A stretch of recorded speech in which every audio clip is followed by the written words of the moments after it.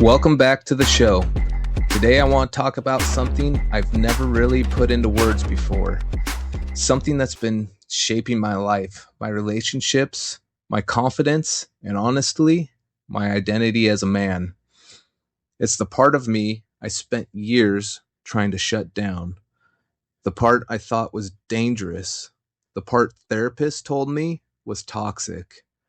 The part other men tried to challenge or fight. The part I tried to numb or soften or hide. And it turns out that part wasn't the problem. It was the core of who I am. And it's finally waking up. There's a feeling I've been having lately, a feeling I didn't have words for at first. It's not excitement, it's not adrenaline, it's not ego. It's a core, a center, a quiet, grounded, steady presence inside me that feels like it's been buried for decades, like something that was always there but squeezed off. And when I finally started letting myself feel it, I realized something wild. This wasn't a new version of me. This wasn't a transformation. This wasn't a personality shift. It wasn't a self growth built version of me. It wasn't who the books told me to be, who the parenting experts told me to be. This was the original me, the version that existed before fear, before shame, before hypervigilance, before I learned to shrink to make others comfortable. And once I felt it, I couldn't unfeel it. So, why would I hide this? Why would I spend so many years trying to shut it down? I'll explain some things that with keeping the integrity of my father and my parents, but explain just my experience. I'm not going to throw any labels on anyone or make anyone feel judged or ashamed or try to criticize them. But I'm just going to talk about the experience so you guys know and you can hear. So, when I was younger, growing up, strength wasn't safe for me. Presence wasn't safe. Masculinity wasn't safe. I had to spend a lot of times hiding in shame, and I felt that in my upper back, in my upper neck. Usually, I ended up putting myself down first because it just felt easier. It seemed to sting a little bit less when I would put myself down instead of letting my father do it. And my father's version of masculinity was unregulated. It was didn't have any boundaries. It was wrestling, but instead of wrestling where you get pinned and the wrestling match is over, there was staying pinned, monkey bumps, pulling my chest hair out, covering my mouth and nose so I couldn't breathe. It was about domination and humiliation to make himself feel better. And that's the physical aspect. The psychological aspect was lots of name calling, telling me to shut up, telling me I'm worthless, telling me I'm stupid. And I spent years shutting that down or trying to listen to the therapist and feel my anger and express it. But that isn't me. It's not who I am. The version of me that I want to be is filled with joy, confidence, clarity, unconditional love for his family. And I just can't, and that's the part I've been trying to squeeze off. I can't be the man that those therapists have told me to be. And here's the part I never understood until recently. My father, he wasn't strong, he was threatened. He would talk warmly to people face to face, and then the moment we were done, alone in the car, just me and him, he would tear them down, talking about how horrible they are. As a kid, I thought he saw something in them that I didn't, like he knew some secret truth. I thought he had some kind of insight or authority, but now I see differently. He wasn't seeing their flaws, he was protecting himself from feeling small. And the funny thing is, instead of absorbing that worldview and becoming like him, I went the opposite direction. I chose to see the human in people. I chose compassion. I chose connection.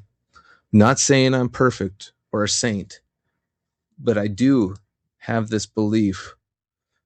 It's funny, it's hard to explain. When I found out my core and started feeling that in my center, this belief that other people are human. They don't have to be perfect. They're flawed, yes. It felt like the opposite of where my core was. And there was this throbbing ache. And that was two pieces of myself that I had to squeeze off that were meeting each other for the first time. And it was painful. But that choice, that worldview, even as a kid, is the same core that's waking up in me now. And yet, because I didn't want to become him, because I didn't want to make people feel small, because I didn't want to repeat what I saw, I learned to shrink, hiding myself, not because I was weak, but because I didn't want to harm anyone, because I knew what pain feels like. And I knew something was wrong, and I was going in to get help, trying to read books. There's multiple books that made me shrink even more, but I want to highlight this one. And I'm not calling the guy out, but this was another moment in my life where I shrank even further, and I didn't even realize it until recently. I read the book No More Mr. Nice Guy by Dr. Robert Glover. And look, I'm not here to bash the book. He's helped a lot of men. It names real patterns, and it's been very, very helpful and beneficial for other people. But for me, it sent me deeper into hiding, deeper into squeezing off my masculinity, because the book's message, or at least the way I interpreted it, it was once you stop being a nice guy, you'll go out and sleep with other women. Your needs are the only needs that matter. That's what embracing masculinity looks like in that book. At least my interpretation of it. I want to be clear there. And that's not me. That's never been me. I don't want to run around proving something. I don't want to chase validation. I don't want to perform masculinity. I want to stay. I want to protect. I want to love. I want to provide. I want to build. I want to see the painting when it's done and complete at the end. My masculinity isn't about escape. It's about devotion. So instead of freeing me, the book made me shrink even more because I thought if that's what masculinity is, I don't want it. But now I see the truth. That version of masculinity was never mine.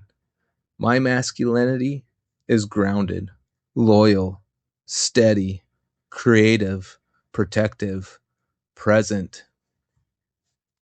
And that's the part of me that's rising now. There was another belief I carried for years, one that kept me small without even realizing it. A lot of these men groups I got into when I was trying to learn how to parent, or for business development, they say you become the 5 people you spend the most time with. And for a long time, that literally terrified me because I'd look around at the men I hung out with, good guys, but guys who were struggling, who were reactive, guys who didn't have stable relationships. And I think, oh no, if I spend time with them, I'll become like them. And on the opposite end, I would see these guys that are perfectionists. They're constantly having to journal every day. They're trying to be their best version of a saint. Um, what I would identify as the highly strung out, almost Christian man. And I'm like, I don't want to end up like that either. So what do I do? If I spend time with them, then I'll become just like them.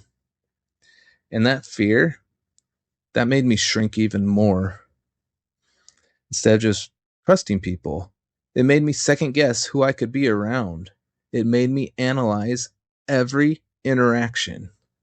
It made me feel like masculinity was contagious, like I could catch someone else's wounds.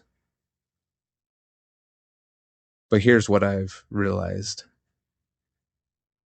I don't become the men around me, I become the man I choose to be. I'm allowed to enjoy different company. I'm allowed to have friends who are on their own path. I'm allowed to see the good in people without absorbing their patterns. And none of that threatens my loyalty to my wife. None of that threatens my devotion to my kids. None of that threatens my grounded masculinity. Because my masculinity isn't fragile. It's not shaped by proximity. It's shaped by my core.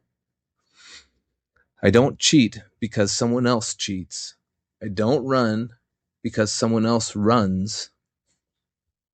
I don't collapse because someone else collapses. I stay. I protect. I love. I build. I finish the painting. And that realization that I'm allowed to be me no matter who I'm around freed me from a fear I didn't even know I was carrying. Yesterday, I had this moment of clarity, and let's just say just a moment on the disc golf course. It's literally funny. The part of me that I've been squeezing off for so long because I didn't want to make other people feel bad. I can remember the day I started doing it too. Uh, I actually fully embraced it and felt it. Literally, not even 2 minutes after I embraced it, someone wanted to fight me. I was out on the disc golf course and I made a bad throw, totally an accident. And this guy wanted to fight. He started yelling at me, even though he was on a different hole and I was throwing towards another one. I had a totally bad throw after 10 normal good ones, but it happens. If I was in the reverse situation, I would not be blaming the thrower. I would say, thanks for yelling for. It's all right. No one got hit. But this was happening. This guy was very hot, coming up and yelling at me. And the old me would have collapsed. The old me would have over apologized. He would have taken responsibility for that man's emotions, shrunk to make him feel better. But something different happened. My core stayed online. It said, we're not going to do this. We're not going to run. We're not going to take this anymore. And my legs did tremble a little bit, but they were not from fear, but from activation. It was like my body was recognizing itself around this new center and was trying to shake to process it and stay grounded. And I did stay grounded. And for the first time, my voice came out. I apologized clearly. I didn't escalate. I didn't collapse. And I didn't abandon myself. And the more grounded and steady I stayed, the more he escalated, the more he was trying to fight. Not because I was threatening him, but because my calmness exposed his instability. That's when it hit me. This is what grounded masculinity does. It doesn't create conflict, it reveals it. Some men feel steadied by it. Some men feel threatened by it. Some men feel exposed by it. But none of that is about me doing anything wrong. And after that moment with the disc golfer, it became more clear. Those therapists from years ago made sense. They weren't reacting to toxic masculinity. They were reacting from their own unhealed boy inside. Their raised voices, their moralizing, their shaming, that wasn't professionalism. That was activation. And I wasn't the unstable one in the room. I was the grounded one. But because I saw them as an authority figures, I assumed they must be right. I must be dangerous. I must shrink. And that's what I did for several years, trying to go out and learn and read all these books. But now I see the truth. Authority doesn't equal groundedness. Age doesn't equal maturity. Credentials don't equal regulation. I was shrinking to protect people who were supposed to protect me. So what is this core? This core isn't aggression. It's not dominance. It's not ego. It's presence, clarity, steadiness, grounded masculinity, emotional regulation, adult energy, the ability to stay myself under pressure, the ability to have fun and be me, be creative and build a business. It's the part of me that makes my daughters feel safe, the part that makes my wife feel held, the part that continually shows up for them, the part that keeps me gentle even when I'm strong, the part that doesn't cheat, doesn't run, doesn't collapse. It's the part I was born with, the part that got buried under survival patterns. And now it's waking up. And for a long time while I was going through this self-growth, I thought I needed to teach my kids emotional regulation, trauma patterns, labels, how to avoid what I went through. And it was very, very stressful. That was a very stressful 4 years. But here's the truth I'm learning now. My kids don't need emotional safety from explanations. They learn it from the nervous system of the parent they're with. I don't need to teach them about trauma. I need to stop carrying mine. I don't need to teach them about emotional regulation.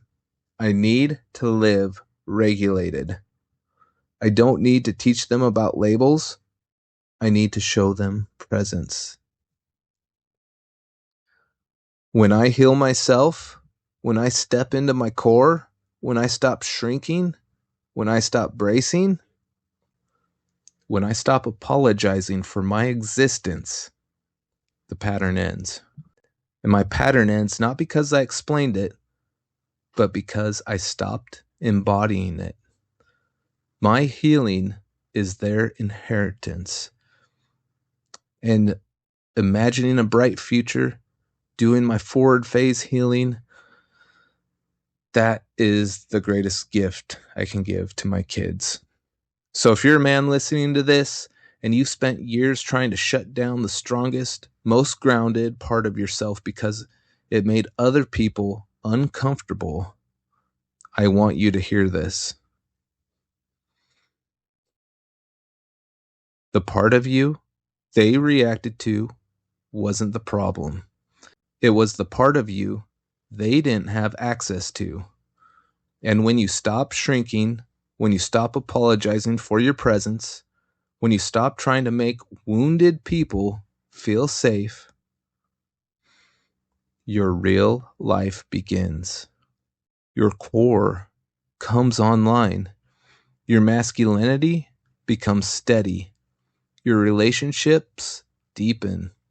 Your creativity expands. Your leadership sharpens. And you finally meet the man you were always meant to be. Thank you for listening. And don't be afraid to be yourself.